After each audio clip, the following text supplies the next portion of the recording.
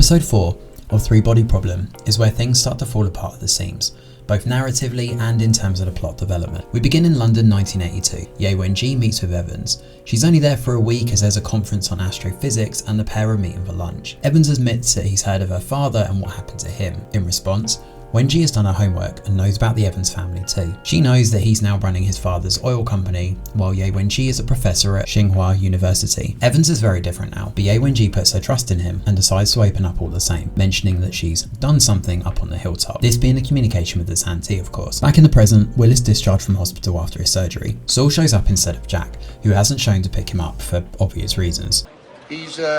Well, he's dead. But from the CCTV footage, they see him being killed, but there's nobody else on the cameras. Clarence is there too, and he explains that there are 18 cameras around the compound, and not one of them show the strange woman. Jin is visibly shaken, and she's brought in for questioning with Clarence and his boss, Thomas Wade. He wants Augie to stop working, but for Jin to go ahead and accept the invite, going undercover and finding those who killed Jack. Jin is rattled, and she believes the Santee are real and on their way here. While this is going on, Thomas Wade and Clarence are tracked down Mike Evans, who happens to be on the ship near the Mediterranean Sea. This is his base of operations, where he seemingly communicates with a Santee via radio. His lord wants that his enemies know exactly where he is. She promises to protect him and comments on his smile, hinting that the Santee can actually see him. It is rather unnerving, and even more so when Evans reads Little Red Riding Hood to it. Given the story is based on deceptions and lies, concepts foreign to the Santee race, they end up afraid of him and believe him, and humanity in general, to be a liar. As a result, they stop communicating with him completely. Jin goes ahead and begins infiltrating society. Wade warns her not to bring her phone and to turn it off. Lo and behold, she parks up and meets with those involved with the Santee. They drive Jin up to the conference hall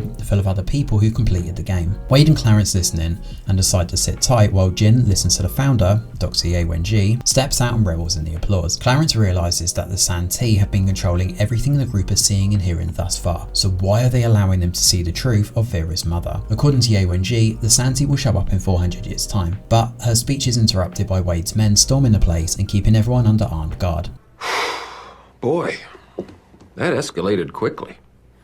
I mean, that really got out of hand fast. Wenji tells them not to interject and to comply with the soldiers' wishes. As each of them are cable tied, Wenji believes that the Lord will protect them. However, that strange woman from before, who we later learn is actually called Tatiana, is in attendance, and when she notices Jin on the way out, gunfire erupts and all hell breaks loose. Clarence shows and protects Jin, while Ye Wenji simply sits and watches all of this play out. Casualties are numerous in the aftermath, but Tatiana manages to get herself out of trouble, as we see her crawling over the grass in the dark away from the carnage. Why don't you just die? Meanwhile, inside the ambulance, Jin receives a call from Will. They discuss meeting up and chilling down on the Seven Sisters coastline, but when he learns she's inside an ambulance, Will wants to know what's going on. And just like that, Jin spills her guts and reveals everything that's transpired so far. We then have a brief intermission where we jump back to 1984. Evans and Ye Wenji show up on the helicarrier we've been seeing so much of. It turns out that the Santee have been trying to communicate with her all this time. They've been sending messages across, and Evans confirms that it's all real and they're coming.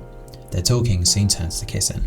In the present, Wade confronts Ye Wenji about the ship and asks about Judgment Day. Wenji turns it around and points out that the Santee are incredibly powerful and he has no idea how until they arrive. Wenji turns it around and points out that the Santee are incredibly powerful and he has no idea how much so until they arrive. You'll be so grateful, she smiles, as the episode comes to an end.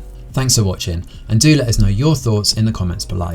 Smash a like or subscribe to the channel, your support is very much appreciated. I'm Greg Wheeler, and from all of us over here at The Review Geek, we'll see you on the next video.